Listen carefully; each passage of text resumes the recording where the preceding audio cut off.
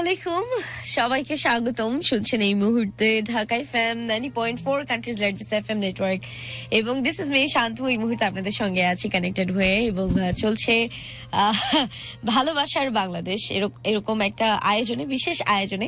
আমরা ভুরিতা না করে সরাসরি আপনার গল্পে চলে যাই, চলেন। প্রথমে সবাইকে আসসালামু আলাইকুম। দ্বিতীয়ত, এরকম অনুষ্ঠানে প্রথম তো কোনো ভুল ত্রুটি হইলে সবাই ক্ষমা সুন্দর দৃষ্টিতে দেখবেন। গল্প শুরু করি। হ্যাঁ, শিওর। আমার ছোটবেলা থেকেই শুরু করি।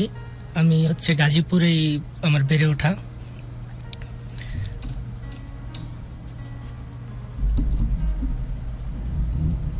আপনি বলেন, আমরা শুনতে পাচ্ছি।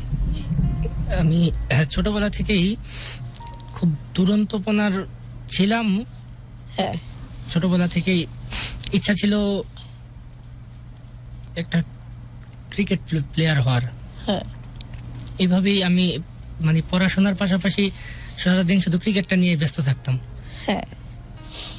ক্লাস 8-এ জেএসসি পরীক্ষার পরে আপনার ক্রিকেট কোচিং একাডেমিতেও ভর্তি হই, কারণ ক্রিকেটটাই আমার মেন লক্ষ্য ছিল। হ্যাঁ, এভাবে চলে, খেলি, কিছুদিন খেলি। খেলার পরে আস্তে আস্তে খেলাটা অফ হয়ে যায়। ক্লাস 9-10-10-এ যখন উঠি, তখন আমার একটা রিলেশনে যাই। রিলেশনে যান মানে ভালো লাগা কাজ করে, ভালো লাগা শুরু প্রথম। হয়, জি। সেটা হচ্ছে গিয়ে তখন 2013 সালের 14ই ফেব্রুয়ারিতে আমি স্কুলে যাই সকালে। তখন একটা মেয়ে আমারই একটা ফ্রেন্ডকে পছন্দ করত, তাকে 14ই ফেব্রুয়ারিতে প্রপোজ করে, কিন্তু আমার ওই ফ্রেন্ডটা রাজি হয় না। ওকে ওর পছন্দ হয়নি, তাই হয়তো ও রাজি হয়নি। ওই সময় আমার ওকে দেখে আমার ওকে ভালো লেগে যায়। এর আগে কখনো কোনো মেয়ের প্রতি এরকম ভালো লাগা ছিল না, বা এরকম কাজও করে নাই। ফার্স্ট ওরে দেখেই আমার ভালো লাগা শুরু হয়। তারপরে কিছুদিন পরে আমি ওকে সরাসরি বলি এই কথা, যে ওকে পছন্দ করি, আমি ওকে জানাই। প্রথমে ও রাজি হয় নাই, পরে কয়েকদিন আমি ওর পিছে রাজি হয় নাই, তাও আমি ওর পিছে লেগে থাকি। ও তখন ক্লাস 6-এ পড়তো, আমি ক্লাস 10-এ, ও ক্লাস 6-এ পড়তো। পরে কয়েকদিন পরে ও রাজি হয়।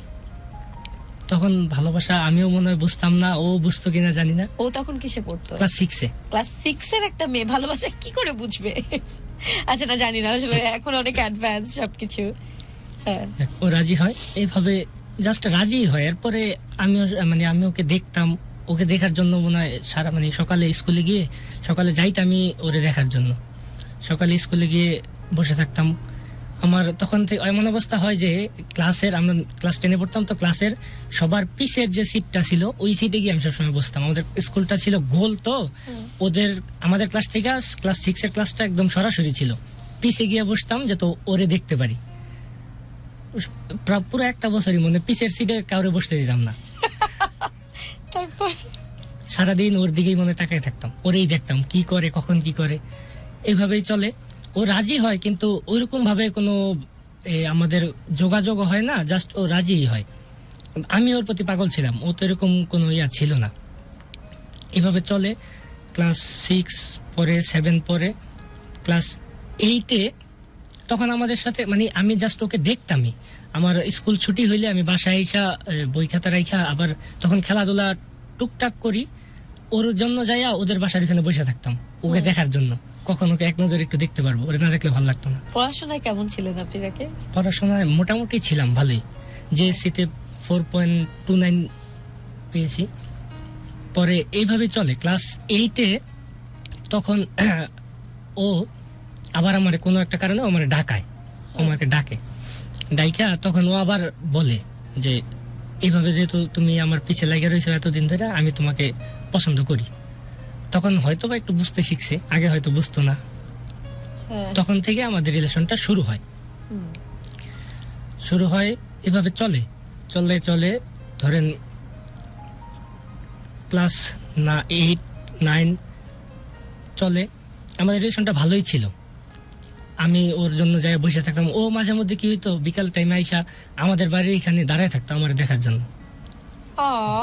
সো সুইট, মেয়েরাও এই ধরনের এফোর্ট দেয়, এটা শুনলে ভালো লাগে। ও অনেক এফোর্ট দিত। হুম, তখন আমাদের তো ওইরকম ভাবে মোবাইল ছিল না, আমার মোবাইল ছিল, ওর তো ওইরকম মোবাইল ছিল না। হ্যাঁ আমাদের রিলেশনটা চলতো হচ্ছে আদিম যুগের মতো, চিঠির মাধ্যমে। হ্যাঁ ও আমাকে চিঠি দিত, হ্যাঁ। এই চিঠিগুলোর উত্তর আবার আমি লেখা নিয়ে ওদের বাসার ওইখানে দিয়ে আসতাম। কোন একটা জায়গা ছিল, আমাদের বলা ছিল যে এইখানে তুমি রেখা যাবা, আমিও রেখা যাব, এইভাবে চলতো। ও আমাকে কিছু লেখা পাঠাইতো, আমি ওকে কিছু লেখা পাঠাইতাম।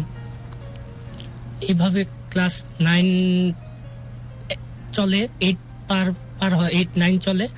চলার পরে 1-1.5 বছর পরে হঠাৎ ওরই কোনো এক আত্মীয় ওরে পছন্দ করত। তখন হ্যাঁ তখন আমার সাথে রিলেশন চলছে অলরেডি, ওরে পছন্দ করতো, এই বিষয়টা আমি জানতে পারি। এখন ওর সাথে ফোনে, তখন ওর ফোন হয়েছে, তখন ও ফোনে ওর সাথে কথা বলতো টুকটাক, আমার সাথেও বলতো, ওর সাথেও ফোনে টুকটাক কথা বলতো। কিন্তু এই জিনিসটা আমি জানার পরে আমার তো ভিতরে ফাইটা যেতেছে যে তুমি আমার পছন্দ করো, তুমি কেন আরেকজনের সাথে কথা বলবা, তুমি আমার মানে আমারই, তুমি আর কারো কাছে যেতে পারবা না। How so possessive. হ্যাঁ পরে এটা নিয়ে কিছুদিন আমাদের মধ্যে ঝগড়া হয় আর পরে ওকে অনেক বোঝানোর পরে, এটার ব্যাপারে ওর কি সে ছিল, মানে ও কিছু বলেছে আপনাকে যে আসলেই সেই রিলেশনে ছিল? ও বলতো যে ওই ছেলে ওকে পছন্দ করে আর ওই ছেলে ছিল ওদের আত্মীয়, সেই হিসেবে কথা বলতেই হইতো। হুম হুম সেই বলে যে সেই হিসেবে কথা বলি। পরে এইভাবে চলে।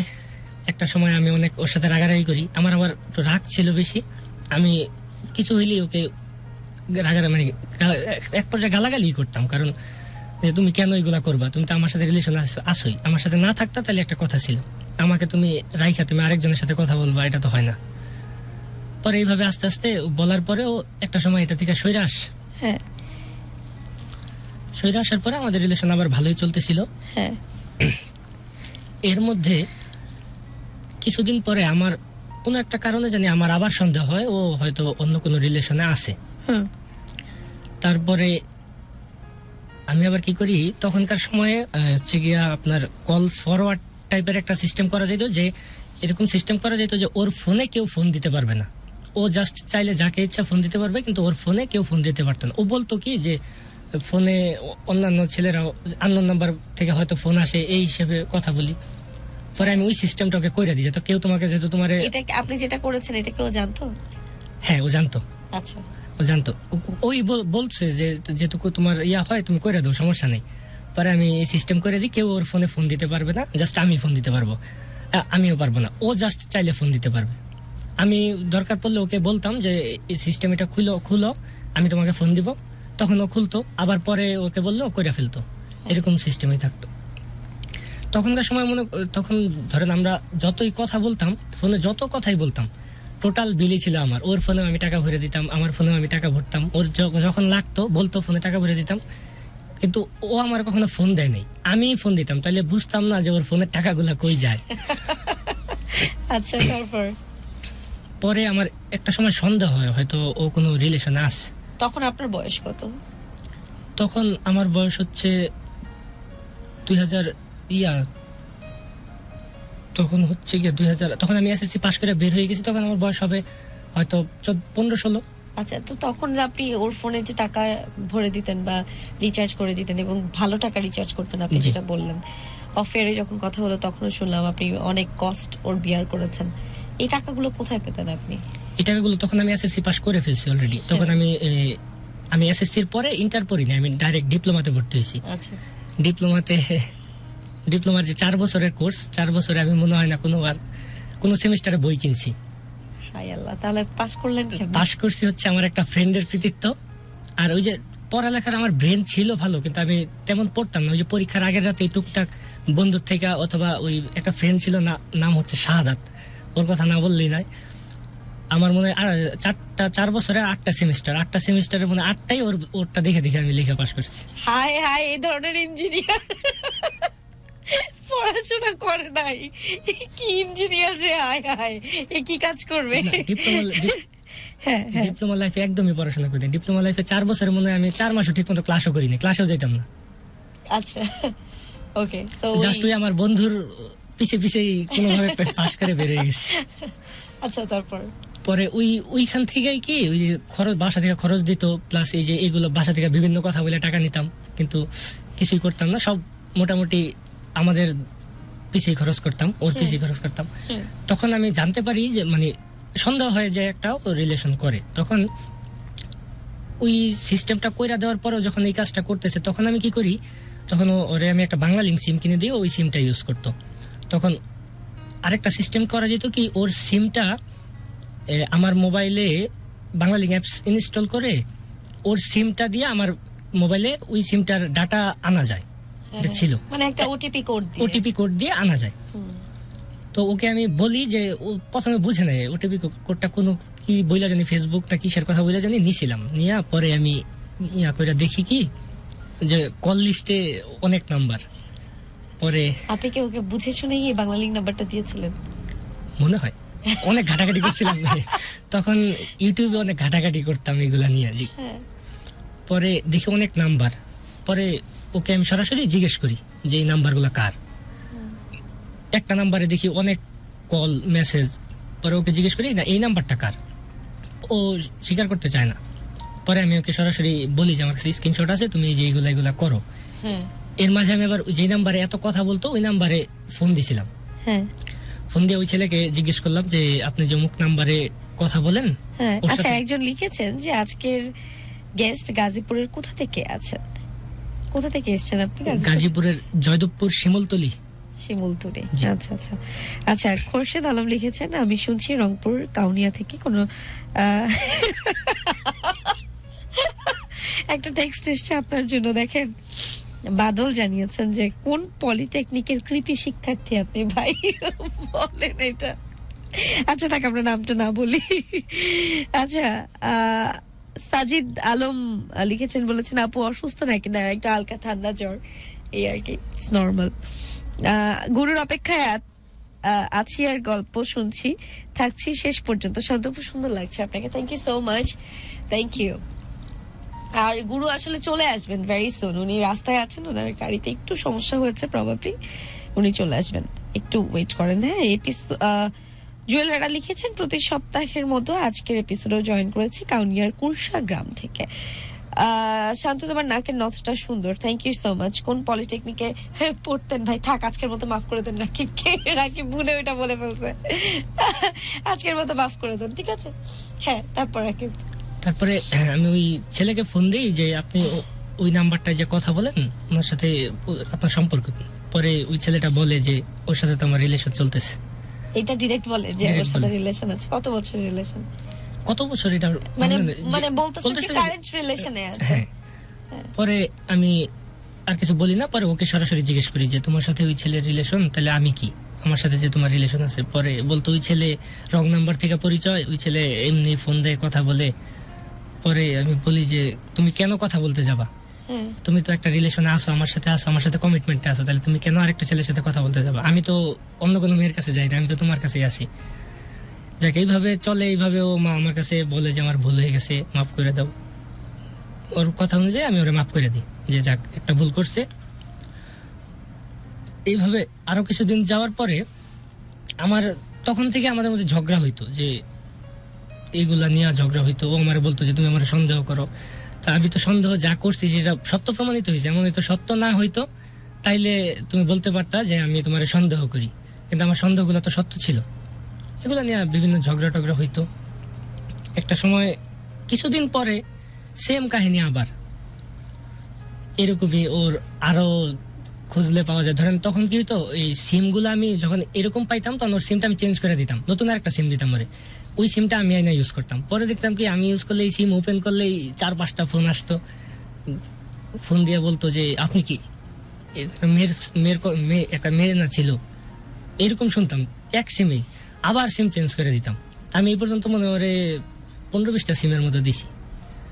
সবগুলাতে যে সিমটা দিতেন সেটাও ইউজও করতো? ইউজ করতো না, করতো না তো, না, যে না আমি ইউজ করব না। আচ্ছা, ঠিক আছে।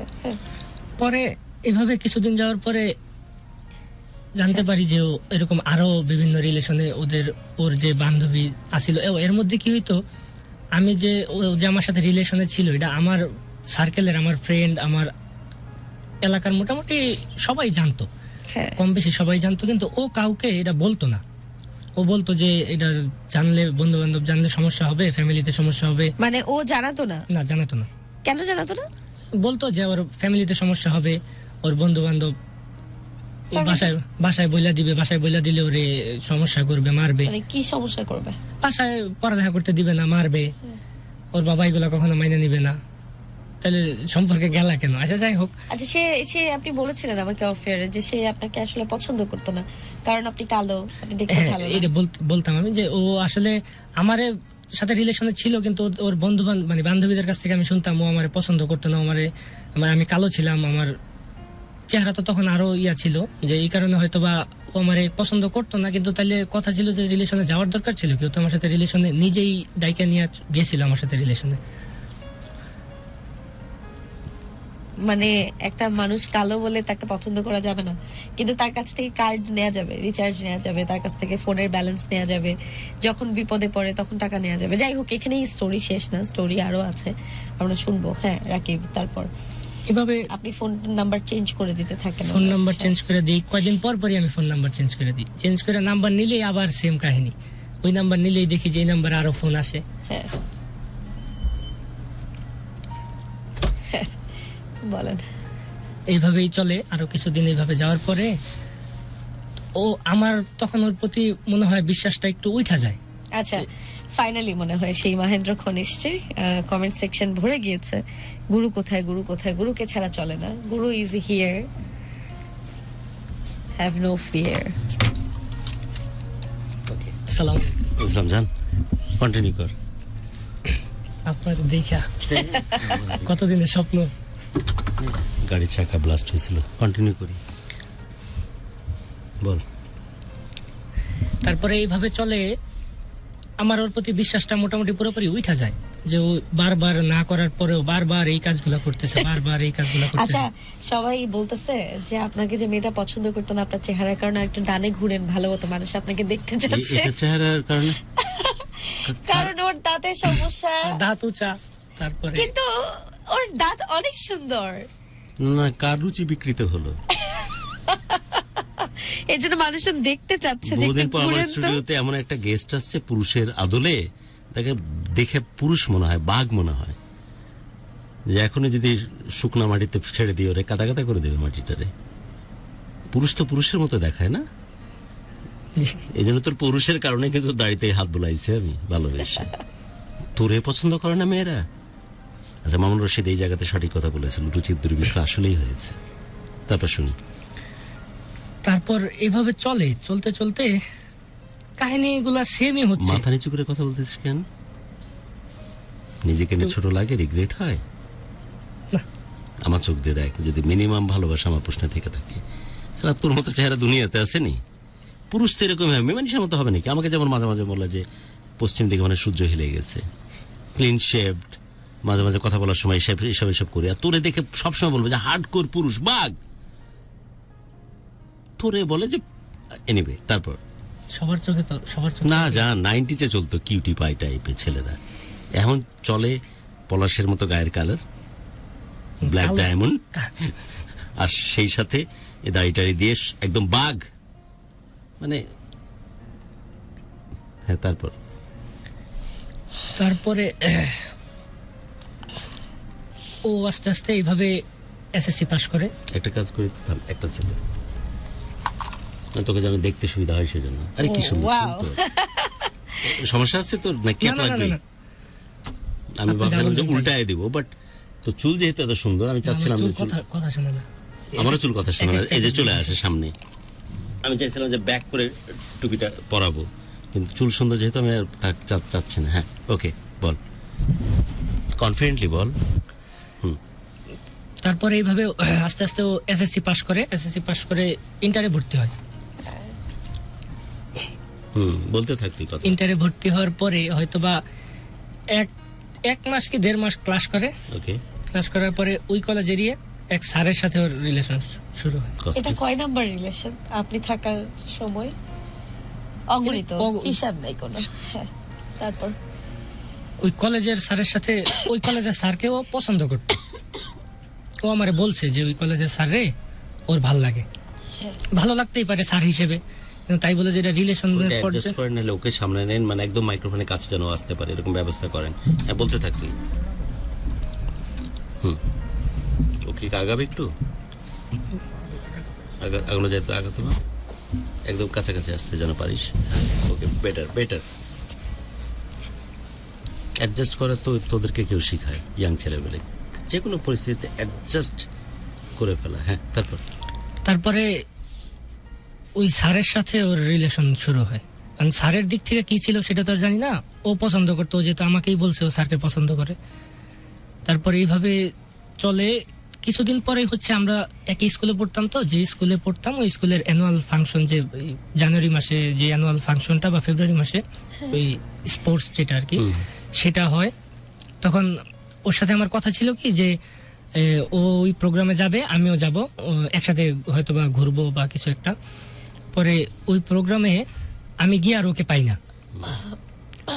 পরে দেখি যে ওই যেই স্যারটার কথা বললাম ওই স্যারটা ওই প্রোগ্রামে আসছে। ওকে আচ্ছা, বলতে থাক তুই কথা। ওই স্যারটাকে নিয়ে ও ঘুরতেছে। তখন পরে আমি ওর কাছে জানতে চাইলাম যে তোমার তো আমার সাথে ঘোরার কথা ছিল, তুমি ওই স্যারের সাথে কেন, বা ওই স্যার এখানে কি করতে আসে, এটা তোমার কলেজের স্যার, তুমি কলেজে যাও মনে হয় 2-3 মাস হয়েছে, এই স্যারের এই 2-3 মাসে এমন সম্পর্ক হয়ে গেছে যে তোমার স্যার তোমার স্কুলের প্রোগ্রামে আইসা ঘুরতেছে তোমার সাথে। পরে আমার নানান বুঝ দেয় যে স্যার আসছে, না করতে পারি নাই। আচ্ছা ওইটাও মাইনা নি, এভাবেই চলে, স্যারের সাথে ওর রিলেশন চলে। আমার ওই সময় ওর সাথে টুকটাক দূরত্ব তৈরি হয়ে যায়, কারণ এইরকম অবস্থা দেখে। জানতে যে স্যারের সাথে চলতেছে। হ্যাঁ তোরা কেমন স্যার রে, কেমিস্ট্রি স্যার, এই চুতিয়ার বাচ্চা, তোরা কেমন স্যার।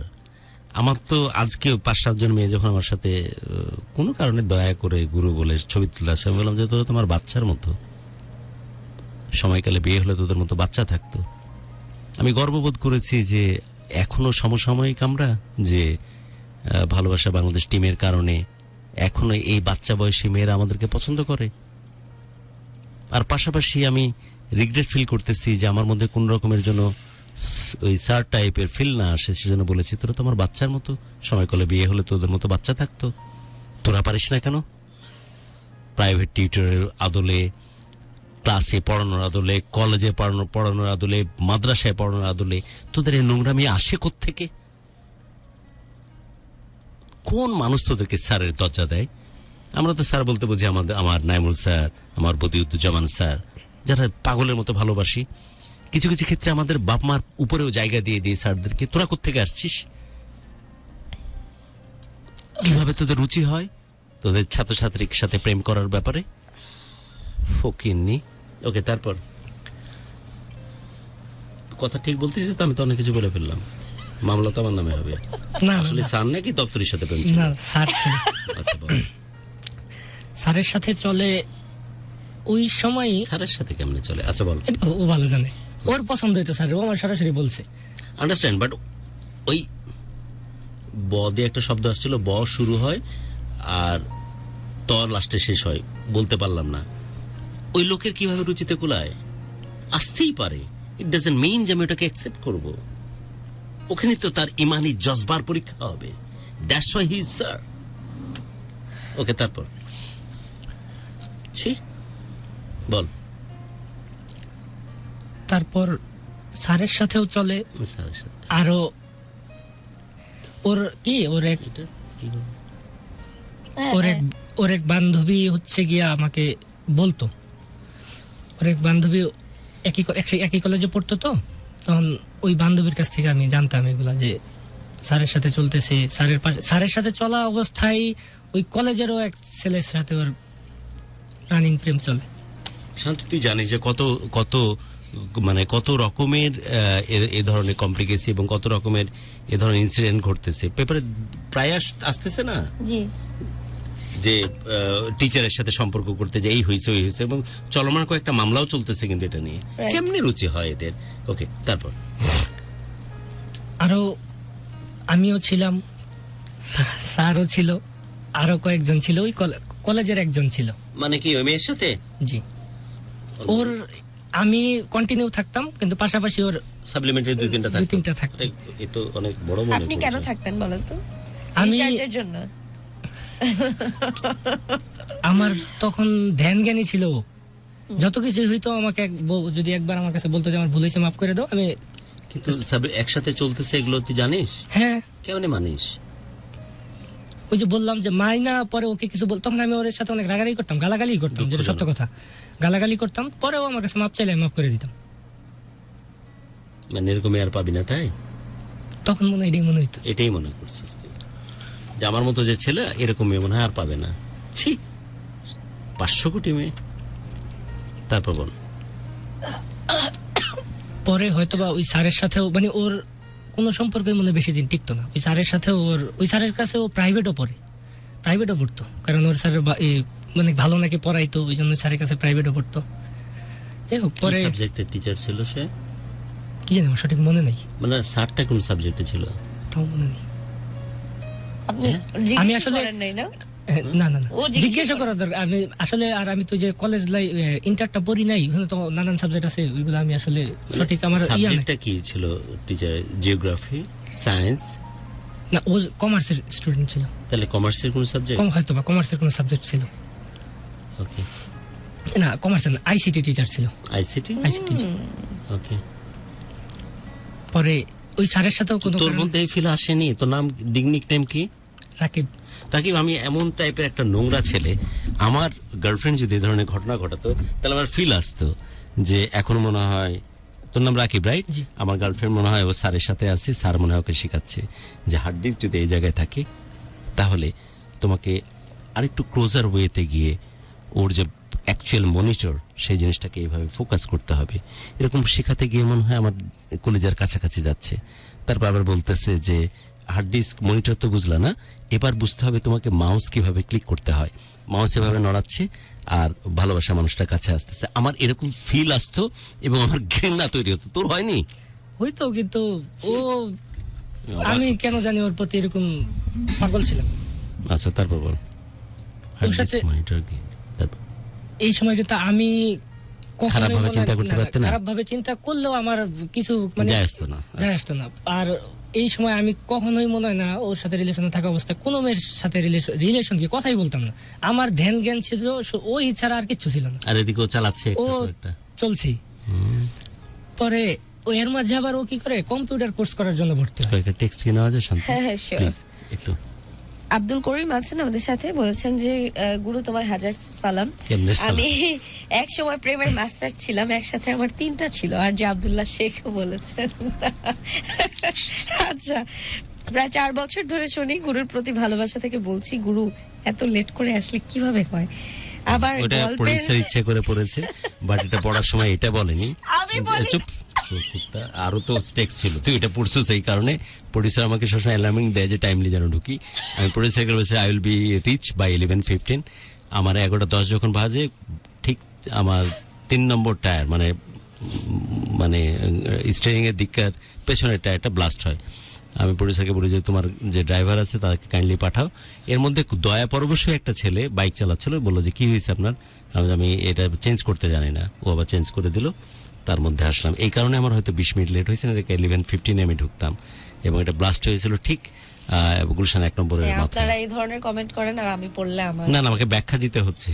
ওকে, তারপর স্যার করে সরকারি চাকরি, এসব স্যারের মন মানে না, দেখলে কচিল আর কি। এটা কি ধরনের না, comment? ঠিকই তো বলছে।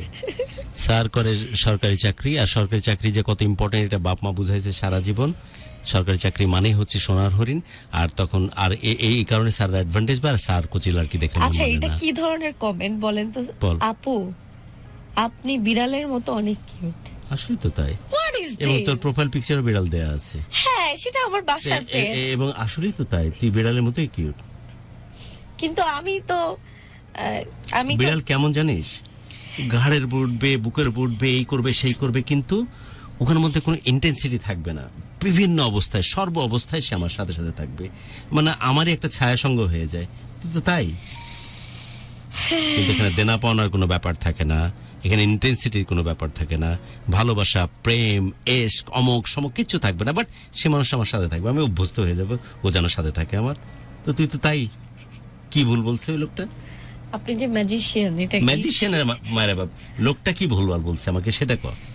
কি নাম ওর? ওর নাম হচ্ছে সাজিদ আলম। পারফেক্ট বলছে। আর বল। আচ্ছা, হেদায়েতুল্লাহ লিখেছেন আপনার গতরের চাদরটা সুন্দর, thank you so much. Perfect. গতর কন্ডিশন। তারপর আচ্ছা, স্বপন আছেন, মানা আছেন, আই লাভ ইউ গুরু অ্যান্ড আপু, আপনার হাতের ঘড়িটা অনেক সুন্দর লাগছে। যেটা আমি দেখছিলাম এটা হচ্ছে ইংলিশ লন্ড্রির একটা ঘড়ি, যেটা আমি একটু আগে গুগল করেছিলাম যে কি পরিমাণ দাম হতে পারে। দেখার পরে আমি ভাবলাম থাক আমি আবার কমেন্ট পড়ি। জুয়েল রানা লন্ড্রির মধ্যে গুগল করা হয়ে গেছে আসলে জানেন তো। ওকে, তারপর বিকজ ওয়াচের ব্যাপারে আমার একটা ফ্যাসিনেশন আছে। ভাগ্যিস তুই ওইভাবে ডিটেইল করিস না, যায় এখানে জায়গা আমাকে বসাই দিত দিস ইংল্যান্ড লন্ড্রি, রাইট? আর যে রয়্যাল মালাবার তো গেঞ্জি নাই, এটা অমুক, এটা তমুক, ওইটাকে যায়নি, রাইট? ওকে, বাট এটা বোঝা যায় আসলে একটা মানুষের রুচি অভিরুচি, এটা বোঝা যায়। তবে একটা কৃতজ্ঞতা জানাই তোকে জানানোর সবার সাথে সাথে আমি ঢাকা এফএম সহ সারা জীবন এই লাভ গুরুর ব্যানারে যারা ছিল তাদের সবাইকে আমি কৃতজ্ঞতা জানাচ্ছি। বিশ্বাস কর, পাগলের মতো মানুষ ভালোবাসতেছে আমার নতুন ভেঞ্চারকে। লক্ষ লক্ষ মানুষ কানেক্টেড হচ্ছে। আমি চিন্তা করতেছি যে এরকম হচ্ছে কারণ আমি তো অনেক বেশি সমসাময়িক না, কিন্তু এই যে স্মৃতি এবং তাদের মননে এই লাভগুরুর ক্যারেক্টার বা ভালোবাসা বাংলাদেশের ক্যারেক্টারটা আছে বিধায় এরকম ভাবে ভালোবাসতেছে আমার পার্সোনাল ভেঞ্চারকে। সেজন্য তোকে এবং তোর সাথে যারা যারা আমার সাথে সাথে ছিল আমি অনেক বেশি কৃতজ্ঞতা দেব। It's all about the teamwork. এবং অবাক হচ্ছে যেটা 5,000 ভিউ আমি এক্সপেক্ট করি না, সেটা 3 লাখের উপর ভিউ যাচ্ছে গড়ে। সো এটা যে মানুষগুলো আমাকে পেট্রোনাইজ করেছে তাদের প্রশ্ন আমার অসম্ভব রকমের কৃতজ্ঞতা।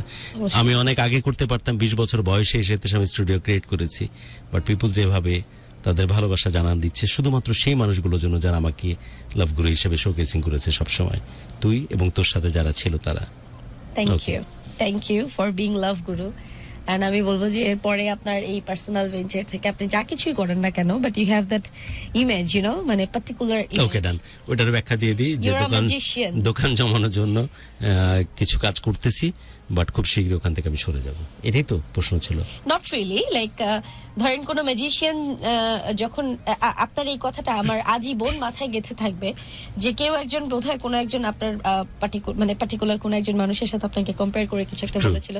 আপনি বলেছিলেন যে আপনি আসলে ম্যাজিশিয়ান, আপনি ম্যাজিক করেন, ম্যাজিক তৈরি করেন, which is very true. আমি এই প্ল্যাটফর্মে এই অল্প বয়সে এসে আপনার সাথে কাজ করতে গিয়ে এরকম অনেকবার নোটিস করেছি যে আসলে এটা একটা ম্যাজিক হয়েছে, এবং এই ম্যাজিকটা, এই অরাটা এখানে তৈরি হয়, ওই সার্কামস্ট্যান্সেস তৈরি হয়, এন্ড দ্যাটস ওয়াই আমি এটা মনে প্রাণে বিলিভ করি that you are a magician. And এই ম্যাজিকটা যে আপনি করতে পারেন এটা আসলে উপরওয়ালা প্রদত্ত। আমার মনে হয় বাই বার্থ এটা আপনার মধ্যে আছে। বাট তুই আমাকে মনে একটা রিকমেন্ডেশন বলছিলি, সেটা শুনতে যাচ্ছি। হ্যাঁ, যে খুলে বল, প্লিজ খুলে বল। না মানে আমরা সবাই তো আসলে আপনাকে লাভ গুরু নামে চিনি, তাই না? এক্সপেকটেশনের জায়গাটা ক্লিয়ার বল, জায়গা আছে আপনার কাছ থেকে। আই হোপ এটা নিয়ে মানে আমরা we had the discussion already শুরু হয়েছে, যে এখানে বলে দে, ইন সিঙ্গেল লাইনে বলে দে কি বোঝাচ্ছিস। না অ্যাকচুয়ালি মানে আমি যেটা পার্টিকুলারলি বিলিভ করি, 3 সেকেন্ডে ক্লিয়ার করতে পার, বল র ভাবে বল।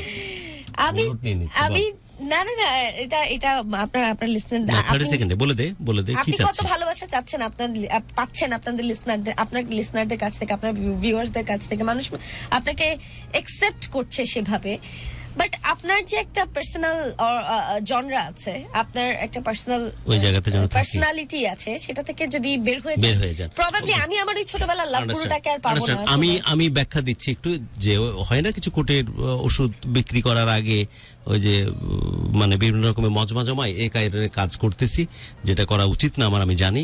আমি 100% এগ্রিড উইথ দ্য শান্ত। সো আমি খুব শীঘ্রই এটা ক্লোজ করে দিই। আমার যা কাজ, আমার যে সিগনেচার স্টেপ, যে কারণে আমাকে মানুষ এভাবে ভালোবেসেছে, এদের কারণে সেই জায়গাতে আমি 100% ফিরে যাব। এটাই তো? ওকে, যাচ্ছি। তারপর বল। এর মাঝখানে ও হচ্ছে এসএসসির পরে কম্পিউটার কোর্স করার জন্য ভর্তি হয়, যে মাঝখানে যে 3 মাস সময়টা থাকে, ওই কম্পিউটার কোর্স করতে গিয়ে যে ওরে শিখায়, আবার ওর প্রেমে পড়ে। লট অফ প্রেমস।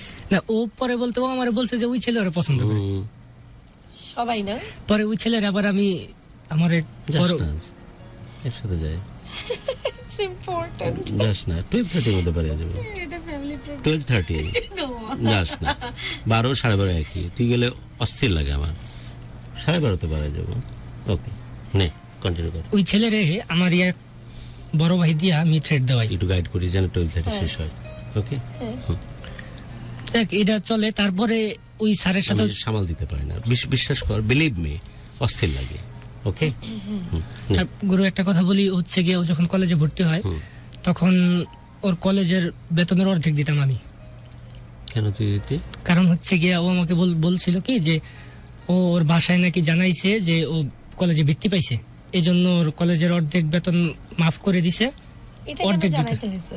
না আমি বুঝিস না এসব, চাই না করে আমারে। মেয়েরা অনেকে আমার কেন জানি মনে হচ্ছে কি ও আসলে ব্যবহার করা মানে বুঝিস তো। হ্যাঁ, আমার কেন জানি মনে হচ্ছে কি ও আসলে বাসা থেকে ফুল টাকাই নিত, এক্স্যাক্টলি তাই। কিন্তু আপনাকে এই কথাটা ও ইচ্ছা করে বলতো যাতে আপনি ওকে এক্সট্রা টাকাটা দেন আর কি। আমি দিতাম। আমি তুই বুঝতে পারতি না এটা? শান্ত শুনে বুঝতেছিস, তুই বুঝতে পারতি না? পরে কি প্রমাণিত হয়েছে? না, পরে আমি এগুলো আমি ও, খোঁজ দিতাম, করতে চেষ্টা- যাস? জানি না, খোঁজ হ্যাঁ, করতাম, বাহ, দিতাম। বাহ, বাহ, বাহ। এই ঘটনা আরো আছে, হ্যাঁ রাখি। দিতাম। বলতে থাক। ওরে আমি প্রায় সময় কলেজ তুই থেকে তো guide করিস। কলেজে গিয়ে দিয়ে আসতাম, নিয়ে আসতাম। কলেজে যাওয়ার পরে জানতাম যে ও নাকি কলেজ ফাঁকি দিয়া ও অন্য ছেলের সাথে ছি। গেছে। আবার বিকালে ছুটি হলে আমি যে নিয়ে আসতাম, মাঝে মাঝে নিয়ে আসতাম, সবসময় না। আমার ওই সময় অত টাকা পয়সা ছিল না যে ওইরকম ভাবে চাও ধরেন টুকটাক যা আমরা দেখা করতাম, টোটাল বিল আমার মনে হয় না আজ পর্যন্ত কোনো দিন ও দিছে। আমি ওর দিতেও দিইনি, ও দিতেও চাই নাই কখনো, আমিও দিতেও দিইনি। হ্যাঁ, একইভাবে চলে। পরে ও আরেকটা ছেলের সাথে রিলেশনে যায়, তখন আমাদের মধ্যে সম্পর্কটা টুকটাক দূরত্ব হয়। আর আমিও ওই সময়টায় হচ্ছে গিয়া মাদকাসক্ত হয়ে যাই, এবং প্রচুর মাদকাসক্ত হয়ে যাই। কি খাস? ফ্যান্সি, সবই খাইছি, হিরো, বাবা সব? বাবাও খাইছি, ফেন্সি ডিলও খাইছি, গাঁজাও খাইছি, বাংলাও পর্যন্ত খাইছি। মানে আপনি হচ্ছে ওই ডিপ্রেশনটা নিতে পারেন না, ওই ফেজটা। ওই সময়টায় আর পারি না, একটা সময় মানে ধৈর্যের বাদ ভেঙে যায়। হ্যাঁ, পরে ওই সময় কি করতাম, ঘুমের ট্যাবলেট খাইয়া বাসায় পড়ে থাকতাম, এগুলা কাজও করছি। হ্যাঁ। পরে আপনি যেগুলো নিতেন এটা কি জানতো? মাঝে মাঝে শেয়ার করতাম, মানে ওরকম ভাবে ড্রাগের গুলা জানতো না, ঘুমের ট্যাবলেট খাইতাম এটা জানতো। হ্যাঁ, কি ওর রিয়াকশন কি ছিল? বলতো যে খাইও না, আমি কতজনের সাথে সম্পর্ক করতেছি? খাইও না, আমি আর এগুলা করবো না। doesn't যেই make sense. আমার বোঝানোর কাম বুঝাইতো, পরে আবার ঠিকই যাইতো। পরে কি ও আরেকটা ছেলের সাথে রিলেশনে যায়, তো ওই ছেলেটা হচ্ছে একটু প্রভাবশালী, প্লাস ওই ছেলেটার টাকা পয়সা আছে, বাইক আছে। কয়টা হলো এই পর্যন্ত, প্রভাবশালী পর্যন্ত কয়টা? আনুমানিক আনুমানিক- তোর হিসাবে কয়টা? আমার হিসেবে প্রায় 20-25টা। আরে কি রে, রুচি হয় কেমনে তোর? আচ্ছা, তোর বন্ধু বান্ধব আছে নি? হ্যাঁ, সবচেয়ে তোকে লাথি মারতে পারে এরকম বন্ধু কে আছে? না কেউ আসে না আছে? ওর সাথে। ওইরকম কাউকে নিয়ে আসি নেই, ওইরকম কাউকে বলি নেই। এখানে কে আছে যে 2-3 জন আছে? এর মধ্যে কে দুইজন আছে? আছে, একটা ছোট ভাই আর একটা ফ্রেন্ড। ওরা ওইরকম ভাবে জানে না, জানে আমার রিলেশন ছিল, কিন্তু এই ডিটেলস আচ্ছা, ছোট ভাই দিয়ে তো লাথি দেওয়া ঠিক হবে না। ফ্রেন্ড কি ফ্রি? ফ্রি। ওকে ডাক দে তো, ডাক দে। আমার হচ্ছে না, ডাক দে। কি নাম ওর? প্রভাত। প্রভাতকে ডাক দে তো। আর তুই আসলেই পাশা ঘুরাই দিবি, ওজন লাথি দেয় তোর।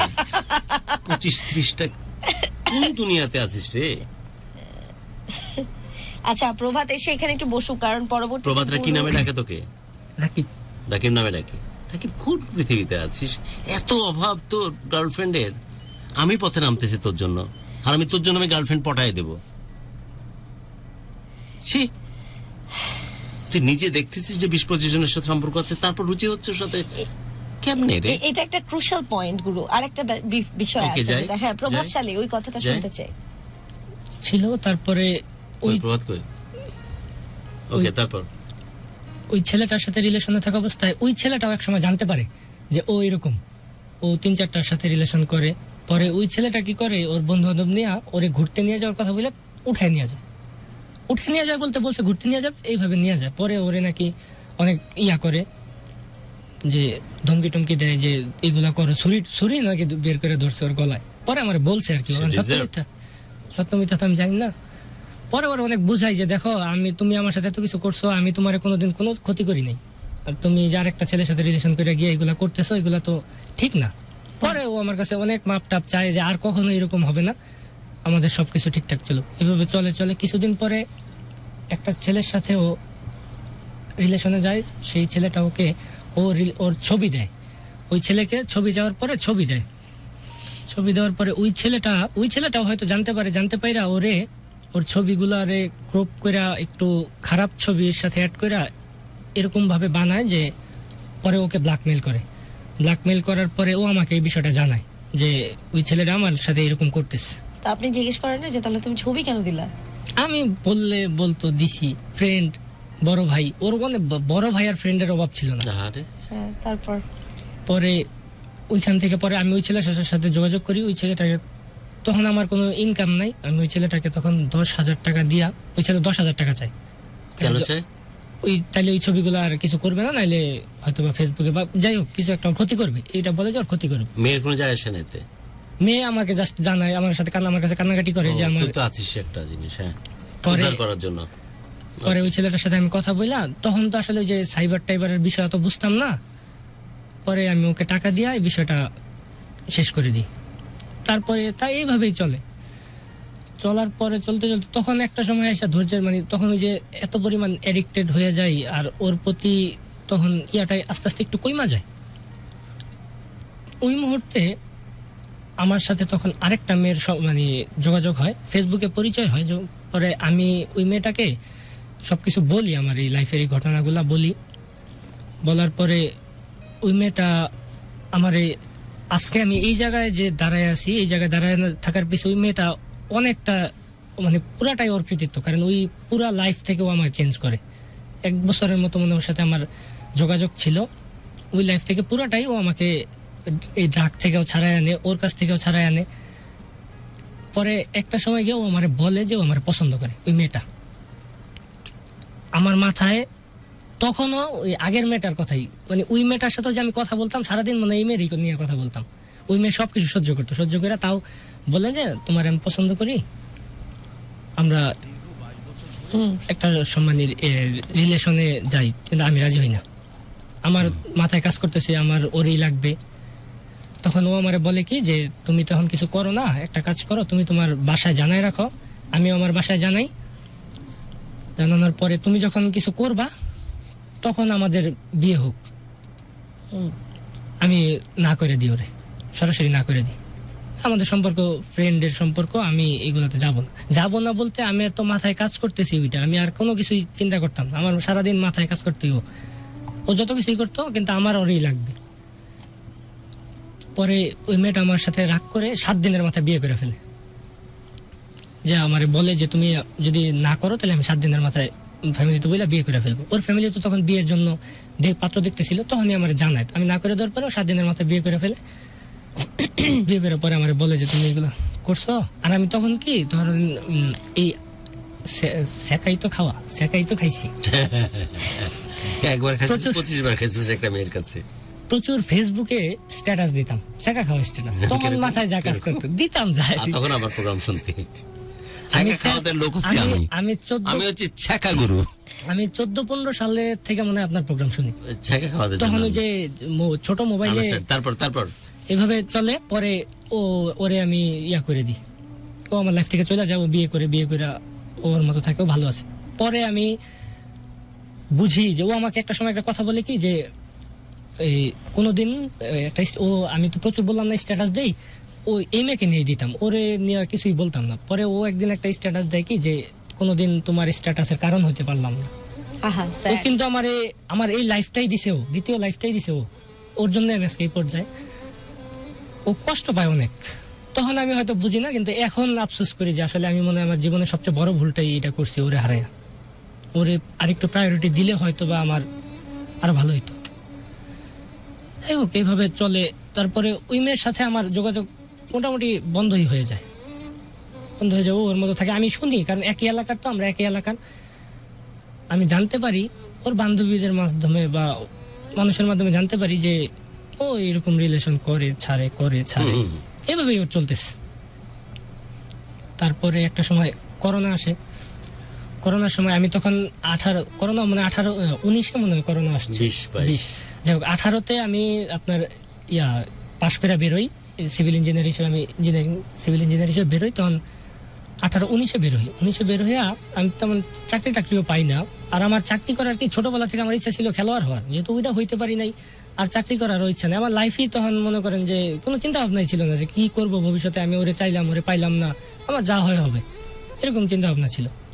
তারপরে আব্বা আম্মা এর মাঝে, এই ঘটনার মাঝেই আমি একবার কি করি, ঘুমের ওষুধ খাইয়া 1 দিন বা 1.5 দিন অচেতন ছিলাম। কেন? এই যে এই ঘটনাগুলো জানতে পারি, ও বারবার আমার সাথে একই কাহিনীগুলো করতেছে, আমি তোর জন্য পাগল, কিন্তু তাহলে ও কেন এরকম করবে না আমার সাথে রিলেশনে থাকা অবস্থায়, কেন তোর বারবার? মধ্যে কি ধরনের রিগ্রেট কাজ করতো তোর সাথে, কেন করে? তোকে কে বুঝাইছিস দেখতে ভালো নাই সব? ওর বান্ধবীরা বলতো, ওর বান্ধবীরা আমারে সব সময় ইনসাল্ট করতো। কি বলতো? বলতো যে তুমি কালো, তোমার চেহারা ভালো না, তোমার ফ্যামিলির অবস্থা ভালো না। তো আমাদের বাড়ি ছিল এখানে, আমাদের কি বলতো? এইগুলাই বলতো যে তুমি কালো, তোমার চেহারা কালো? ভালো না, আর তারপরে তোমার ফ্যামিলির অবস্থা ভালো না। আপনাদের বাড়িটা যখন বিক্রি হলো এই কথাটা কি ওই বললো নিজের মুখে? আমাদের তখন বাড়ি ছিল, বাড়িটা একটু ফ্যামিলিগত সমস্যার কারণে বাড়িটা বিক্রি করে দিয়ে আমরা ভাড়া থাকি। তখন লাস্ট আমি যখন ওর সাথে আমার টোটাল ব্রেকআপ হয়ে যায়, ব্রেকআপটা হওয়ার কারণ হচ্ছে ও আমাকে লাস্ট বলে, এই 4 বছর 5 বছর ওর সাথে আমার সম্পর্ক ছিল, ঝগড়া যেভাবে হোক ছিল, ও আমাকে বলে কি যে তোমাদের তো বাড়ি নাই, তোমার টাকা পয়সা নাই, তোমারে আমার ফ্যামিলি কোনোদিন মানবে না। 4 বছর পরে এসে এই কথা বলে। তখন আমি ওরা বলি যে তাহলে এটা 4 বছর পরে কেন, আগেই বলতে পারতা। আর এই টাকা বাড়ি ঘর এগুলোই কি সব আমাদের ছিল এক সময়, কোনো কারণে বাবা বিক্রি করে দিছে, আবার হয়তো কোনো সময় যদি আল্লাহ তৌফিক দেয় হবে। যখন এই কথাগুলো বলে তখন আমি ওর সাথে টোটালি সইরা আসি। আর ওই যে ওই মেয়েটার কারণে আমি মোটামুটি ভালো হয়েই গেছিলাম। পরে ওর সাথে টোটাল সব বাদ দিয়ে আমি আপনার একটা চাকরি নেই, সেটা হচ্ছে গিয়া ইয়াতে পূর্বাচলে, বর্তমানে গল্পতে বলতেছি, ওই পূর্বাচলে একটা চাকরি নেই, পূর্বাচলে কিছুদিন চাকরি করি আমার মামার আন্ডারে। ওই চাকরিটা পরে ছাইরা দিয়ে হচ্ছে গিয়া ওইখানে আমি একটা বড় অ্যাক্সিডেন্ট করি, গাড়ি প্রাইভেট কার আমাকে মাইরা খুব খারাপ অবস্থা ছিল। পরে ওইখান থেকে রিকভারি করে পরে বাসায় শিফট হয়ে যায়, চাকরি বাকরি করি না আর কিছু একটা, বাসায় বাবার আন্ডারেই, বাবার ঘাড়েই বৈশা খাওয়া দাওয়া সব কিছু বাবার কাছে। পরে এই যে করোনার শেষে মনে হয় 21-এর শেষের দিকে বা 22-এর প্রথম দিকে আমার বাবার হচ্ছে দর্জি দোকান, ওইখানেই একটা বাবু দর্জি দোকান, ওই দর্জি দোকানের সাথেই আমি একটা ছোট একটা বিজনেস নিই। বিজনেসটা হচ্ছে বিকাশের দোকান দিই। আলহামদুলিল্লাহ ওই দোকান দিয়া আমি এখন ও যেই কারণে আমার কাছ থেকে চলে গেছিল, আলহামদুলিল্লাহ আমি সেই টাকা ইনকাম করি, যথেষ্ট টাকা ইনকাম করি। পরে রাখি মাসে টার্নওভার কেমন হয় এখন? 50+। বাহ। এই মাসে 60 আপ। বাহ মাশাআল্লাহ। এটা তো ব্যবসা, তো এটা উঠানামা করে, এটা তো ফিক্সড না, বাট গড়ে তো 50+। 50+। Okay good. এটা কারো কখনো বলি নাই, আমার ভাবি দেখতেছে। আল্লাহ, এখন 1 কোটি মানুষকে বলে দিলি। ফ্যামিলির তো আমার ভাবি দেখতেছে, ভাবিরে বলে আসছি, ভাবি মনে হয় শো দেখতেছে। আব্বা আমারে বলি না, আব্বা আমারে দেখো সমস্যা নাই, বল, কারো নজর লাগবে না। না, আমার ভাবি অনেক ভালো। না ভাবি তো না, কারো নজর লাগবে না, বল। না, আমি কখনো কারো লুকাইও না। আমার ইনকাম আমি আমার ফ্রেন্ডরা জানতে চাইলে সবাই এক্সাক্ট যেটা করি সেটাই বলে দিই, কারণ আমার ইনকাম তো আর কেউ। আমিও তো তোর ফ্রেন্ড বলে দিলি না। তোর কোথায় গুরু দোকান কোথায়? গাজীপুর শিমুলতলি। গাজীপুর শিমুলতলি কোন জায়গায়? স্পেসিফিক ঠিকানা বলতো। স্পেসিফিক বল। Gazipur Shimultali micro stand. Micro stand. কি নাম দোকানে? আমার বাবার নামে রফিক টেইলার্স এন্ড টেলিকম। ওখানে bKash. Rafiq tailors and telecom, Gazipur Shimultali micro stand, right? যদি ওই এলাকার কেউ একটা সেকেন্ডের জন্য আমাকে ভালোবাসা এবং শ্রদ্ধায় থাকে, যদি 5 কদম আগায় এসে আমার জানার কাছে এসে বিকাশ করার সুযোগ থাকে, প্লিজ আসো। আমি কৃতজ্ঞ থাকবো তোমাদের কাছে। প্লিজ আসো। যদি মনে হয় যে 100 গজ পার হয়ে আসলে তবেই এই রাকিবের দোকান পাওয়া যাবে, প্লিজ আসো। ওকে, তারপর বলতো। মাঝে আমি একবার সুইসাইডও করতে যাই এই কারণে, দেখ ওইটাও আল্লাহর রহমতে বাইচা যায়। পরে দোকান দিয়ে আল্লাহর রহমতে এখন দোকান দিয়ে অনেক ভালো আছি। তারপর লাস্ট কিছুদিন আগে হয়তো দোকান দেওয়ার 1-1.5 বছর পরে 21-এ হয়তো দোকান দিয়ে 22-এর দিকে, তার সাথে এর মাঝে কিন্তু ওর সাথে আমার প্রায় মনে হয় 2-3 বছর কোনো যোগাযোগ নেই। ওকে। হঠাৎ করে ফেসবুকে মেসেঞ্জারে একটা মেসেজ আসে। ওই মেয়ের কথা বলতে যে 25-30 অনেকগুলো প্রেমে পড়ে, যে যার প্রেমে তুই পাগল হয়েছিস, সত্যিকারে ভালোবাসছে যে মেয়েটি, সেটাকেও তো পর করে দিয়েছিস। ও তো বিয়ে করে সংসারী হয়েছে, ওর প্রসঙ্গ বাদ। ওই মেয়েটি আবার যোগাযোগ করতেছে কতদিন পর? প্রায় 2-3 বছর পর। 2-3 বছর পর। মাইক্রোফোনের কাছে গিয়ে বল। হ্যাঁ। মেসেঞ্জারে হঠাৎ একটা মেসেজ আসে যে কেমন আছো। আমি মেসেজটা দেখেই বুঝি যে এটা ও। পরে আমি রিপ্লাই দিই না, পরে আরেকটা মেসেজ দেয় যে এ তো হলে কি সঠিক দিচ্ছে সাকিব? যে, মানে কিভাবে বললে বুঝবেন যে সত্য? আমি জানি না, বাট অনেক থুতু জমা হচ্ছে আমার মুখের মধ্যে মেয়েটার জন্য, এজন্য মারবি আমাকে জানি। আসলে সত্য তো থাকলো, একটা মেয়ে এরকম হইতে পারে কিনা? সত্য আমার বলছিস? লাইফের সত্য বলছিস? 100% সত্য। ওকে। পরে আমি রিপ্লাই দিই না, ও আরেকটা মেসেজ দেয় যে আমি হচ্ছি সেই যে যাকে তুমি 10,000 টাকা দিয়ে যার সম্মান বাঁচাইছিলা। শুধু 10,000 আর কিছু করিস নি? প্রতি পদে পদে সাপোর্ট করেছিল এই মেয়েটিকে, আর সব কলঙ্ক সব নোংরামি নিজের বুক দিয়ে আগলে রেখেছিলি, যেমনটা তুই বলছিস, তাই তো? ওকে, 10,000 টাকা দিয়ে সাপোর্ট করেছিলি। আমার পূর্বাচলের পাশে নারায়ণগঞ্জে হচ্ছে আমার ভাইয়া জব করে, ভাইয়া থাকতো, ভাবির নিয়ে ওই বাসায় ওরে নিয়ে যাই। যে ভাবি জিজ্ঞেস করে যে ওর সাথে কি যে সমস্ত দোষ আমারই ছিল। রাজেশ শর্মার শোতে এই এই অ্যাকনলেজমেন্ট সবচাইতে এই লুইস ক্যাটাগরির মধ্যে সবচেয়ে নাম্বার 1 যে আছে। বলি যা, কত মিষ্টি কণ্ঠ, এই ব্যাকগ্রাউন্ড সাউন্ড বন্ধ কর, এত সুন্দর কণ্ঠস্বর। আরেকবার আসসালামু আলাইকুম। আসসালামু আলাইকুম। কি মিষ্টি, কি মিষ্টি। এই মিষ্টতা কোত্থেকে আসছে, কোন এলাকায়? আমি রংপুর থেকে বলতেছি। রংপুরের মেয়েরা কেন এত সুন্দর আর এত কত মিষ্টি করে কথা বলে? আমি আমি কি নাম তোমার? আমার নাম খুশি। আমি খুশি, আমি অনেক খুশি, আমি খুশিকে পেয়ে লট অফ খুশিজ। ওকে, খুশির কাছে যাওয়ার আগে, খুশি নাম্বার যেন কোনোভাবে ডিসকানেক্ট না হয়, মরে যাব। ওকে, তার আগে আমি একটা জরুরি টেক্সট নিয়ে নিই, আমাকে একটু পারমিশন দে। আমার শাশুড়ি মা তো মায়ের মতোই, তিনি হসপিটাল আছে, কালকে অপারেশন, দোয়া করি সবাই। তো ওখানে এত অদ্ভুত রকমের মানে ভালোবাসা পেয়েছি, তাও তোদেরই কৃতিত্ব। ওখানে বেশ কয়েকজন মানে যারা ওখানে ইসে থাকেন, দায়িত্বে থাকেন, স্পেশালি গ্রিন লাইফ হসপিটাল, সেখানে সার্ভিসের জন্য সবাই এসে বলতেছিল যে গুরু আপনার প্রোগ্রাম শুনে আপনার প্রোগ্রাম ভাল লাগে, বা এই ধরনের কমিউনিকেশন। সো ওদের নামগুলো আমি একটু মেনশন করতে চাই, বাট তার আগে আমি একটু কথা বলতে চাই। নামটা আরেকবার। খুশি।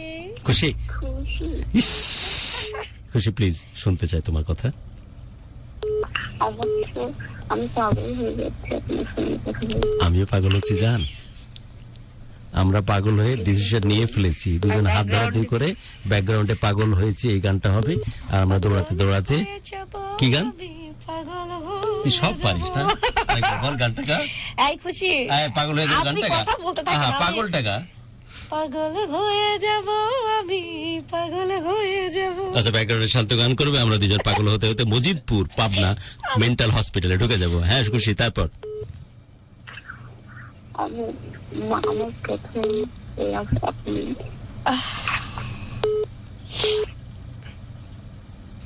খুশি কিছু বলতে বলেন, খুশি হওয়া বাদে তো খুশি আর কিছু বলতেছে না। খুশি কই কথা শুনতে পাচ্ছি না রে, আবার পাগল হচ্ছে, আবার গান কর। আচ্ছা, আমি যে তোর জন্য কাউন্সিলিং এর জন্য ফোনটা নিয়েছিলাম, বাট এটা আমার জন্য নিজের পার্সোনালাইজ ফিল আসতেছে। ওই গানটা আরেকবার, যে পাগল হয়ে যাব আমি। খুশি একটু কথা বলতো, আমি নাম্বারটা একটু বাইর করি। হ্যালো খুশি। হ্যাঁ বলেন। জি, আজকের গল্পে অতিথি যিনি আছেন তাকে নিয়ে আপনার কোনো সে আছে, কোনো কিছু বলতে চান? আমি জাস্ট এইটুকুই বলবো, আমার বোনকে যেটা আছেন এটা কিন্তু আমারও এরকমই প্রবলেম মাঝে মধ্যে দেখা দেয়। মানে কি 25 মানে কি আপনি মানে প্রবলেমটা কি টাইপের প্রবলেম আপনার? মেয়ের তরফ থেকে নাকি এই তরফ থেকে, এটা ক্লিয়ার কর। 25 নাকি ও 25টা প্রেম করেছেন এরকম, নাকি না আপনার সাথে করেছেন? রাকিবের মতো একজনকে ভালো লাগতো, একজনে আছে। রিলেশন ছিল 11 মাস, এই কিছুদিন আগে ব্রেকআপ হয়েছে। শুধু ওর কথাই মনে হয়। ও আচ্ছা আচ্ছা, শুধু ওর কথা মনে হয়। কিছু বলতে চান আর রাকিবকে এখন? আচ্ছা, তার আগে খুশি আমার সাথে একটু থাকো কাইন্ডলি। সুস্মিতা, সালমা এবং পূজা, কি অদ্ভুত মিষ্টি মেয়ে তিনটা। আমি প্রোগ্রামের মাঝে বলতেছিলাম যে এই তিনটা মেয়ে যখন আমার সাথে শেয়ার করতেছিল, বললাম না, আমি বলছিলাম যে আমার তো মেয়ের বয়সী এরা। সো এই সমসাময়িক জেনারেশনে যে আমাদেরকে ভালোবাসে, এটা ভালোবাসা বাংলাদেশের অনেক বেশি ক্রেডিট, ঢাকা FM 90.4 এর ক্রেডিট, এবং আমার টিমের ক্রেডিট যে তারা আমাকে যত্ন করে এভাবে রিপ্রেজেন্ট করে। সো গ্রিন লাইফের কথা বলছিলাম, তাদের এই ভালোবাসার জন্য আমি এতেশাম কৃতজ্ঞ থাকবো। হ্যাঁ খুশি, তারপর আমি আপনার ওইখানে যাইতে চাই। আইসা পড়। বছর পরে যদি কোনো আর্জিকে নেওয়া হয় তাহলে আমি যাইতে চাই। আইসা পড় জান। আপনার কাছে থাকতে চাই। আমার কাছে নাকি পাশে? পাশে। আপনার দুটোই। দুইটাই। কিরে আপনার দুইটাই। তুই একটা কাজ করবি, তোর ভাবিকে একটু ফোন করে বল যে এখন 5 মিনিটের জন্য যেন কোনোভাবে লাইভ টাইপ না শুনে ঘুমায়া যায়। আজকে শো যদি ভাবে নাও শুনে আমি লিংক পাঠাবো পার্সোনালি। আর ওদিকে একটু শীত বেশি শান্তু, রংপুরে সমস্যা নেই। আরো বেচারা 2-3টা কম্বলের নিচে বসে এরকম ইন্টেন্সিভ যে ভয়েস শুনতেছি সেটা ঠিক ঠান্ডার কারণে। হ্যাঁ জান বললাম তোকে। রাকিব জান শুনতেছিস? ওকে খুশি। যদি কোনো আর্জি হওয়া যায় তাহলে আমি হতে চাই, আপনার পাশে থাকতে চাই। শুনতে পেয়েছিস? আমি শুনতে পাইনি কিছু। হ্যাঁ খুশি, আরো কিছু শুনতে চাই। গান শুনবেন প্লিজ। আচ্ছা এত ভয়, এই ছেলেরা যারা আছে ভাই ফাঁকে থাকো, আমরা খুশিতে আটকায় গেছি। জায়েদ খান আটকায় সুন্দরীতে, আমরা আটকাই খুশিতে। কারো কোনো ফোন কল থাকবে না, শুধু খুশি থাকবে। ওকে খুশি, গান।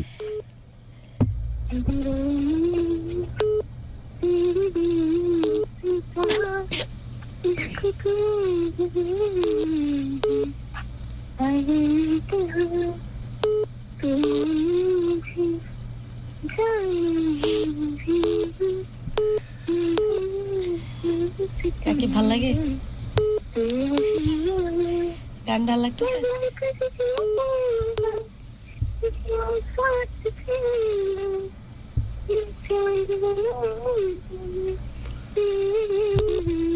আপনাকে ধৈর্যশীল অ্যাওয়ার্ডটা যদি আমি দেই তাহলে আমি ভুল করবো না। কত পাইছি? বড় পাইছি ভালো করে। ওকে মেরে জিন্দেগি পর। ওকে। এবং খুশি, তুই কি একটু আমার জন্য তুমি কি একটু কথা বলতে পারো রাকিবের সাথে? যেহেতু সম ব্যথায় ব্যথিত তোমরা, তো একই কথা বলতেছি, তোমার সাথে যা ঘটছে এ বাজারের সাথে তা ঘটতেছে, একটু বুঝাও বা একটু ফ্রেন্ডের মতো করে একটু কথা বলো তো। তুমি ইনস্ট্যান্ট পারো, আমি দেখতেছি যে একদম যেভাবে ফিল দিয়ে কথা বলতে হয়। ও তো পারে, সমস্যা হচ্ছে রাকিব পারে। রাকিবও পারবে। রাকিব যা তো কথা বল, একটু কথা বল। বাট কথা বলার শেষে যদি তোর না মনে হয় যে তুই সত্যিকারের ফিলটা পাচ্ছিস, আমাকে জানাস। এবং আমি জানি মেয়েদের মধ্যে প্রকৃতি এত ক্যারিজমেটিক পাওয়ার দিয়ে দেয়, তুইও ফিল পাওয়া শুরু করবি। খুশি, আমি কিন্তু চ্যালেঞ্জ নিয়েছি, রাইট? কথা বলা শুরু কর। খুশি আছো? ওকে জান, কথা বল। হ্যালো জান, তোকে বলছি। হ্যাঁ বল। ওয়ালাইকুম আসসালাম। সালাম দেয়া ভালো, বাট একটু রাজা, মানে একটু আনসেন্সার্ড ডেলিভারিতে, যাতে করে ফ্রেন্ড, মানে আমি সিচুয়েশনটা বুঝাই দিচ্ছি। 10 বছরের পুরাতন বন্ধু, বহুদিন পর দেখা হয়েছে, একদম ফ্র্যাঙ্কলি কথাবার্তা, এত না, ফর্মাল না। ওকে যা রাকিব, ফর্মাল না। ওকে যা, কথা বল। হ্যালো, এই মাইক্রোফোন কথা বল, আবার দিব একটা লাথি। এই তো ভালো, তোমার কি অবস্থা? আর কেউ ফোন দিও না। খুব ভালো চলতেছে। ইস, ভয়েস কি? তোমাদের এদিকে শীত কেমন? দেখতেছিস না এরকম ইন্টেন্স ডেলিভারি? ও, জ্বলে পড়ে যাচ্ছে না ঠান্ডা লাগতেছে, কোনটা? আমি জানি না। 18+ এই কথাটা শুধু উল্লেখ করে দেখুন গাইস, 18+ কনভারসেশন শুরু কর তুই। আমি কিন্তু প্রোগ্রাম থেকে লাথি দিয়ে বাইর করে দেবো। রাকিব জি, আমি বলতেছি তুই কথা বল, আমি তোকে একটা কোশ্চেন করবো প্রোগ্রামের শেষে। না কাটবে না, না অফকোর্স না। খুশি আছো? হ্যালো, হ্যাঁ কেটে গেছে। হ্যালো, আল্লাহ আল্লাহ, তোর দিয়ে কোনো কামই হবে না, যা ফালতু কথা। আচ্ছা তুই আসলেই কপাল পোড়া। আচ্ছা তুই যে 5 সেকেন্ড কথা বলি, তোর কি খারাপ লাগতেছিল? সত্যি করে কত আমারে ভালো লাগেনি। খারাপ লাগছে? খারাপ লাগছে? ভালো তো লাগেনি। খারাপ লাগছে না, জাস্ট কেমন আছো সময় তো। বাট আমি যে ধরনের ফোন এক্সপেক্ট করছিলাম, রিয়েলি একদম 100% ওই ধরনের ফোন পেয়েছি। তোর কথা কি শেষ আজকের গল্পে, নাকি আর কিছু বলতে চাস? শেষ, একদম লাস্টের দিকে আমরা আছি। হ্যাঁ, আপনাকে একটা সুযোগ দিলাম যদি কিছু বলার থাকে আপনি বলে ফেলতে পারেন, যাতে এই প্রোগ্রাম থেকে যাওয়ার পর আপনার মনে কোনো আক্ষেপ না থাকে যে ইস এই কথাটা বলতে পারলাম না। যদি এরকম কোনো সে থাকে যে আপনি কোনো বলে কথা ফেলতে বাকি পারেন। থেকে থাকে। ওর কান পর্যন্ত হয়তো এটা যাবে না, যদি কোনোদিন যায় ওই জাস্ট এইটুকুই যে এরকম না করলেও পারতা।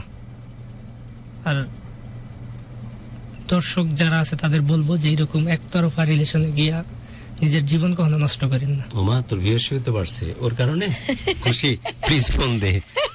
খুশি না, না, না, না, না, না, না, আমার ভিউয়ারশিপ কমছে খুশির Okay, কারণে। তারপর। হ্যাঁ তারপর বল। এই ওই ঘিরেই তাই দর্শকদেরও তো বললাম যে কেমন। আচ্ছা অনুষ্ঠান শেষ করতেছি শান্তু। বাট আজকে না মানে একটা টেক্সট আমি দেখলাম। বল। হ্যাঁ হ্যাঁ sure. I love you. So sweet. 2013, 14 বা 15 এরকম সালে হয়তো বা আপনি এই যে কমলাপুর রেল স্টেশনের এখানে ওই যে আমরা একটু কাপড় এখান থেকে তো ভালোবাসা বাংলাদেশ ঢাকা এফএম থেকে গেছিলাম। হ্যাঁ মাস্টারপিকে নিয়ে ওইটা না সাকিবকে নিয়ে ওইটা?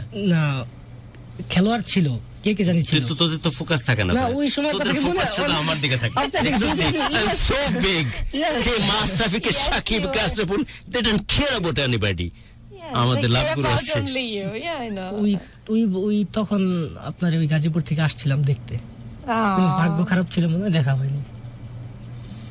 তোরা খারাপ থাকলে খারাপ লাগে ভাব, কারণ আত্মীয় স্বজনের সাথে সম্পর্ক টিকে রাখতে পারে না। আমার কিন্তু একটা ভালো গুণ আছে, তোরা কেউ মানিস কিনা জানি না, বাট আমার পরিচিত লোককে জিজ্ঞেস করলে দেখবি যে আমার যখন কোনো ব্যাপার আসে আত্মীয় স্বজনের ক্ষেত্রে আমি পাগলের মতো তাদের পেছনে পড়ে যাই, পাগলের মতো, এবং ওরা পাগলের মতো বিশ্বাস করে এবং ভালোবাসে আমাকে। কিন্তু তারপর আমি আজকের তারিখে আবারও বলে যাচ্ছি যে যদি সত্যিকারের পৃথিবীর সত্যিকারের ভালোবাসা, কালকে আমার আর একটা প্রোগ্রাম করবে বাংলা ভিশন, ও আমার হাত দেখে বলতেছিল প্রডিউসার যে আপনি বেশি দিন বাঁচবেন না, এটা আমার নাকি এই যে এখানে শেষ হয়ে গেছে আর নাই। তো বলতেছে আপনার হবে স্ট্রোক করে ব্রেন স্ট্রোক করে মারা যাবেন, আমার হার্ট অ্যাটাকও হবে না, কারণ আপনার বাকিটা নাই।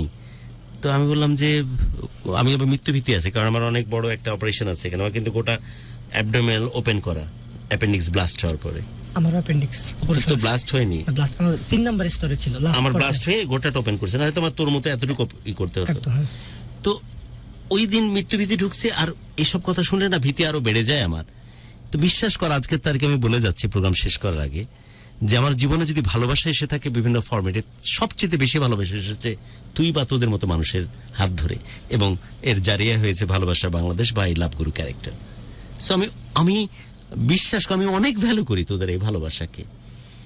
মানে এত নটাঙ্কি চলতেছে আশপাশের ভার্চুয়াল ওয়ার্ল্ডে যে আমি বললে মনে হয় শান্ত অনেকে বিশ্বাস করে না, বাট বিলিভ মি, আমি আমার চাইতে এর চাইতে গুরুত্বপূর্ণ আর কিছু নাই, আমি এত ভ্যালু করি।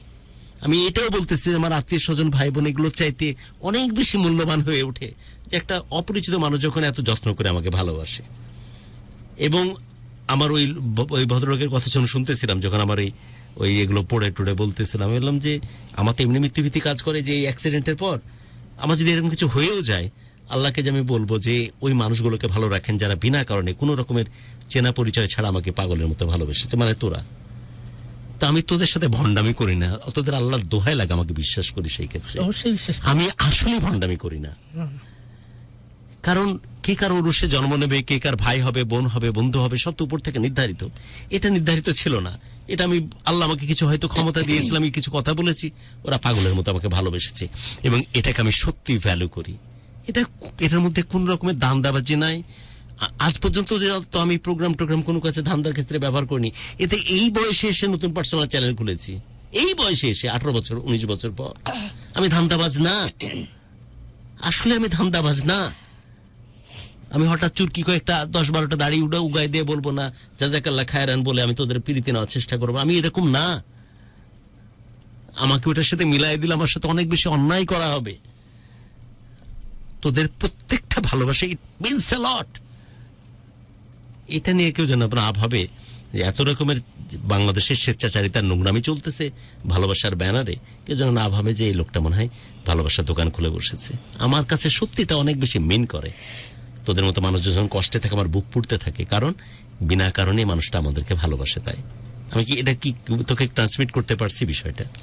ওকে যান, বিদায় নিচ্ছি। তোর ভালো থাকা খুব ইম্পর্টেন্ট, আমি কোনো মোটিভেশনাল স্পিকিং যাব না। তুই ভালো থাক, ভালো না থাকলে কষ্ট হবে আমার। ওকে, হ্যাঁ দোয়া করবেন। আর বিয়ে শাদী নর্মালি যেভাবে আসতেছে সেভাবে আসুক। আর হাত দিয়ে মরে যাব, ওই শালা বলছে যে দাগ নাই তাই মরে যাব, তুই যদি মিথ্যা বলিস তাহলে মরে যাব, হাত দে মরে যাব। কিন্তু চুতিয়া মেয়ের কথা আর ভাবার চেষ্টা করিস না, এটা একটা প্র্যাকটিসের মতো। এখন থেকে যদি ভাবার চেষ্টা না করিস, 10 দিন 15 দিন 1 মাসের মধ্যে দেখবি যে আর ভাবনাতে আসবে না, মরে যাবে হারামি। মিথ্যা কথা বলিস না, যদি পারিস তাহলে বল যে হ্যাঁ আমি চেষ্টা করবো। এখন তো প্রশ্নই আসে, কিন্তু একবারই চেষ্টা করবি যে এই এই এই এই অভিশপ্ত মেয়ের কথা তোর ভাবনাতে না আসে। বল কথা দে, মরে যাবো হারামি। আসবে না, হ্যাঁ আসবে না। জ্যোতিষ বলছে, অমুক বলছে, তুইও যদি বলিস তাহলে এই তোর মিথ্যা কথা বলে যেন মরে যাবো। না না না, কি আপনি বেঁচে থাকেন, আসবে না। আসবে না? না। চেষ্টা করবি, চেষ্টা করলে 15-20 দিন 1 মাসের মধ্যে দেখবি যে আর ভাবনাতে আসতেছে না। ওকে অবশ্যই। ওকে, বিদায় নিচ্ছি, শেষ কর। অলরাইট, আমরাও বিদায় নেই আজকে। আমি শান্তও বিদায় নিচ্ছি, যদিও যাওয়ার কথা আরো আগে থাকতো। শান্তকে সরি আটকে রেখেছি, বাট 12:30 কথা রেখেছি না, 5 মিনিট বেশি, এটা ব্যাপার না। হ্যাঁ সেটাই। অলরাইট, আমরা বিদায় নিচ্ছি। আজকের অতিথির জন্য অনেক অনেক শুভকামনা, আজকের গুরুর জন্য অনেক শুভকামনা, এবং আজকে অলরেডি আমরা শুক্রবারে আছি, তো আশা করি যে দারুণ একটা উইকেন্ড কাটবে আপনার পরিবার প্রিয়জনের সঙ্গে। এবং শেষবারের মতো একটু বলে রাখি, আপনারা অনেকেই আমাদেরকে বিভিন্ন জায়গায় বিভিন্ন প্ল্যাটফর্মে গল্প লিখে পাঠাচ্ছেন, কিন্তু সব থেকে বেটার হয় যদি যেই লাইভটা আপনারা দেখছেন যে পেজটাতে, এই পেজের ইনবক্সে আমাদেরকে গল্প লিখে পাঠান, অথবা 01841904904 এই হোয়াটসঅ্যাপ প্যানেলে, তাহলে আমাদের টিমের জন্য অনেক বেশি ইজি হয়ে যায় to find it out. Alright, পরবর্তী এপিসোডে দেখা হবে, কথা হবে। ততক্ষণ পর্যন্ত ভালো থাকছেন সবাই। Adios and have a great week.